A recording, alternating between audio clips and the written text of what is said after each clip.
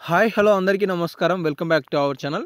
తెలంగాణ రాష్ట్రంలో రైతు భరోసా నిధులనేవి చాలా నెలల తర్వాత ఈరోజు రైతుల ఖాతాలలోకి రాష్ట్ర ప్రభుత్వం నిధులని జమ చేస్తుంది.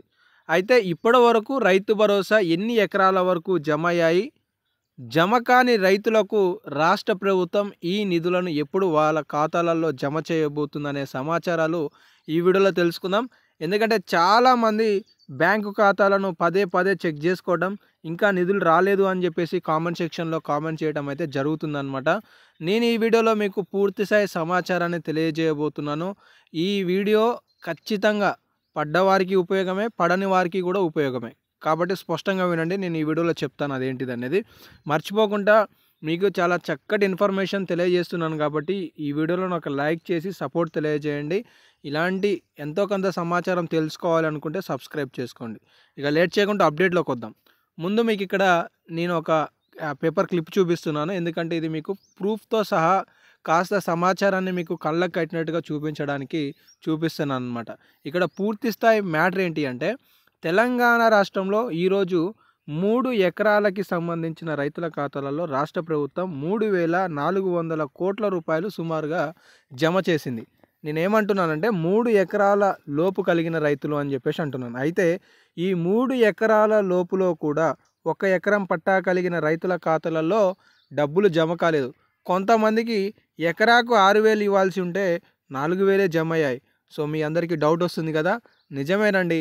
తెలంగాణ రాష్ట్రంలో కాంగ్రెస్ రాష్ట్ర ప్రభుత్వం వచ్చిన తర్వాత అందిస్తున్న పంట పెట్టుబడి సాయం నిధులలో ఖచ్చితంగా కొంతమందికి కోతలు జరుగుతున్నాయి. ఎందుకు అంటే రాష్ట్ర ప్రభుత్వం రైతు భరోసాని పకడ్బందీగా నిర్వహించాలనే ఉద్దేశంతో ప్రత్యేక సర్వేను చేపట్టింది. ఈ సర్వేలో కొంతమందికి ఎక్కువ భూమి ఉన్నట్లుగా, అంటే పలానా 12 నెంబర్ సర్వే ఉందనుకోండి, ఈ సర్వే నెంబర్లో భూమి ఎక్కువగా తేలటం కానీ రికార్డులలో చూపించకపోవటం, ఈ అవకతవకల వల్ల వాళ్ళకి నిధులు అనేవి ఆలస్యం అవుతున్నట్లుగా సమాచారం. ఎక్కువ భూమి ఉన్న కారణంగా పక్కన పెట్టిన సర్కార్ సుమారు 2 లక్షల ఎకరాల వరకు కోత ఆ రైతుల పేర్లపై ఉండాల్సిన దానికన్నా ఎక్కువ భూమి ఉన్నదాన్ని అనుమానంతోనే సర్వేకు పాస్బుక్ కుదరని లెక్కలు, ఈ భూమికి భరోసా వెయ్యాలా వద్దా అనే అంశంపై రాష్ట్ర ప్రభుత్వం మొత్తానికి వాళ్ళని బ్లాక్ చేసిందనేది పూర్తిస్థాయి సమాచారం అయితే ఇచ్చారనమాట. సో దీని గురించి మీకు స్పష్టంగా మాట్లాడతాను. నిన్న కూడా ఒక స్టేట్మెంటు వ్యవసాయ శాఖ మంత్రి తుమ్మల నాగేశ్వరరావు గారు, ఆర్థిక శాఖ మంత్రి బట్టి విక్రమార్క గారు రాబోయే బడ్జెట్లో రైతు భరోసాకి చాలా ప్రాధాన్యత ఉండబోతుందని చెప్పేసి కూడా వారు ఒక స్టేట్మెంట్ ఇచ్చారు. ఇప్పుడు తెలంగాణ రాష్ట్రంలో రైతు భరోసా నిధులు ఎప్పుడు జమ కాబోతున్నాయి, ఇప్పటివరకు ఎన్ని జమ అయ్యాయి అనే సమాచారాలు తెలుసుకుందాం. తెలంగాణ రాష్ట్రంలో కాంగ్రెస్ పార్టీ అధికారం చేపడితే 7,500 రూపాయల రైతు భరోసా ఇస్తామని చెప్పేసి 2024 ఎన్నికల మేనిఫెస్టోలో చెప్పిందనమాట. 2023లో వాళ్ళు గెలిచి 2024 సంవత్సరంలో కూడా వానాకాలానికి సంబంధించి ఇవ్వలేదు.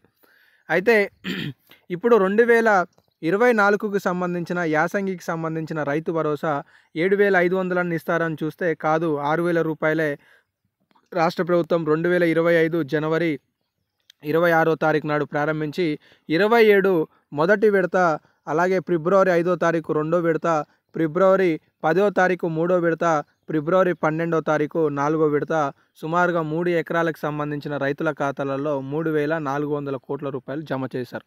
రాష్ట్ర వ్యాప్తంగా కూడా దాదాపుగా 69 లక్షల మంది రైతుల వద్ద 1,52,00,000 ఎకరాలు ఉంటే ఇందులో 2 నుండి 5 లక్షల ఎకరాలు సాగులో వినియోగం లేని భూములు ఉన్నట్లుగా గుర్తించినట్లుగా తెలుస్తుంది.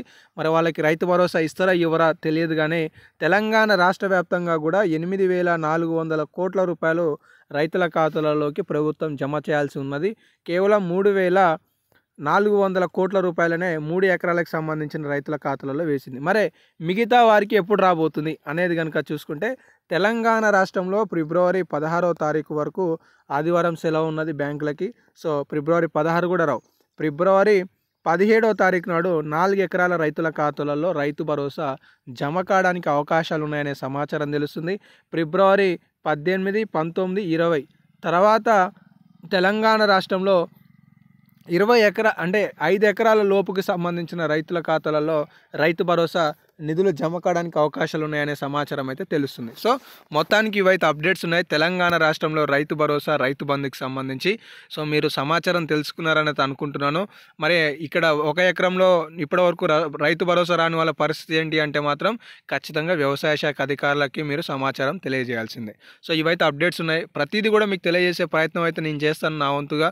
మీరు ఏమైనా డౌట్స్ ఉంటే కామెంట్ సెక్షన్లో కామెంట్ చేసి రాబోయే వీడియోలలో సమాచారం తెలుసుకోండి. ధన్యవాదాలు.